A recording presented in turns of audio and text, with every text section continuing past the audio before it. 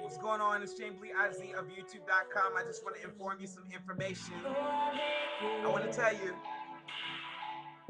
I want to tell you.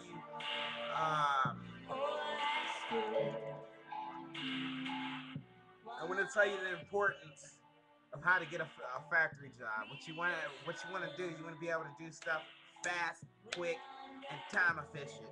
That's something that you need to learn. You sit down and learn that. Once you get a process, you need to make it like music and robotics and shit.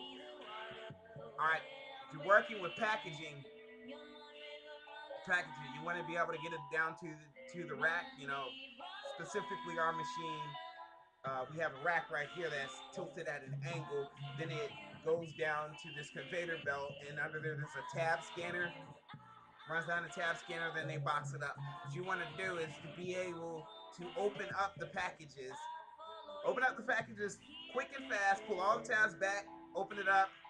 Tilt it over. Shake. Drop it. Then pull the box up. Then push it down the rack. And then they slap each one of the little pieces down on there. I work with, currently right now, I'm working with, I forgot what the product was called. Natural something. Natural Path. I'm working with a factory called, I'm working with a factory that's called uh, Unity Warehouse, something like that, and they got a major contract with Natural Path, which is basically a food producer of cereal, oatmeal, and all that.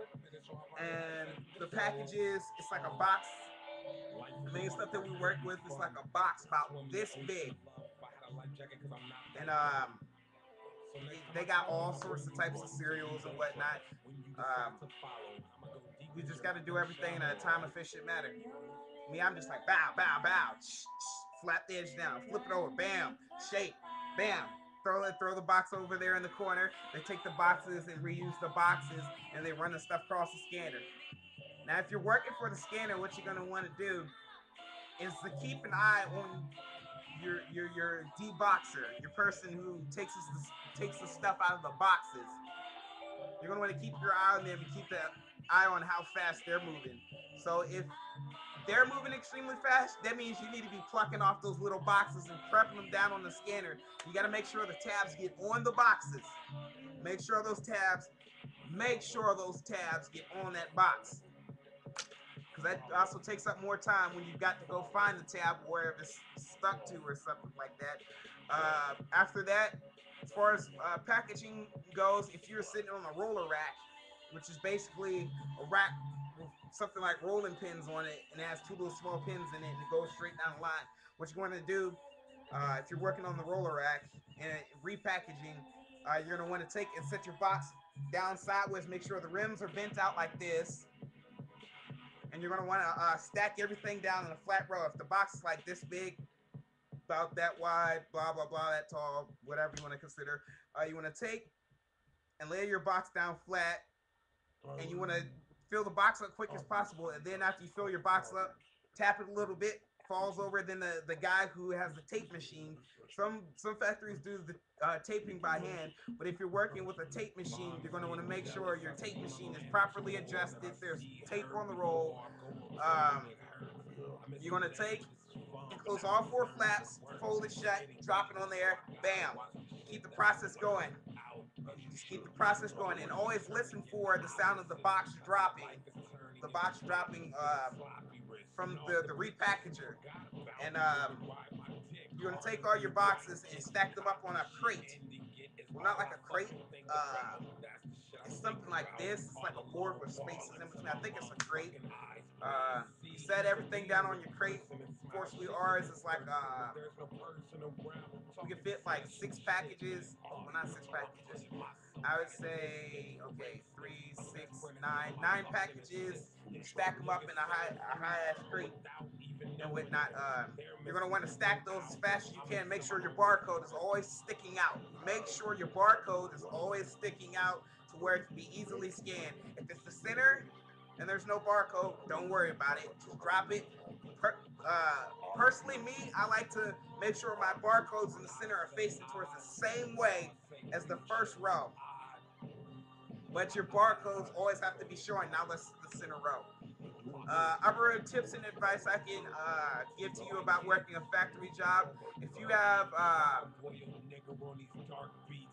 anger issues, if factory jobs are not meant for you, if it's repetitive, you've got to be able to keep doing things, redoing it, redoing it, redoing it, redoing it.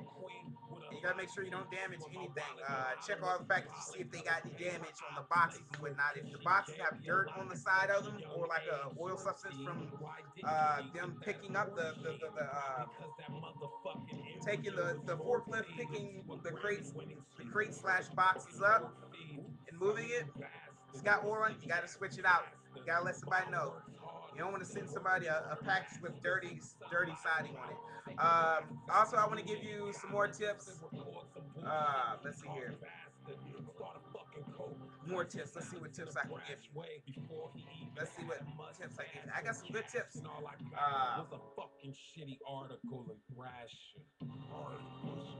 Uh, Plastic wrap. Plastic wrap. That's where I want to get at. If you're working in a space where they just take the boxes, stack them up real high, about possibly about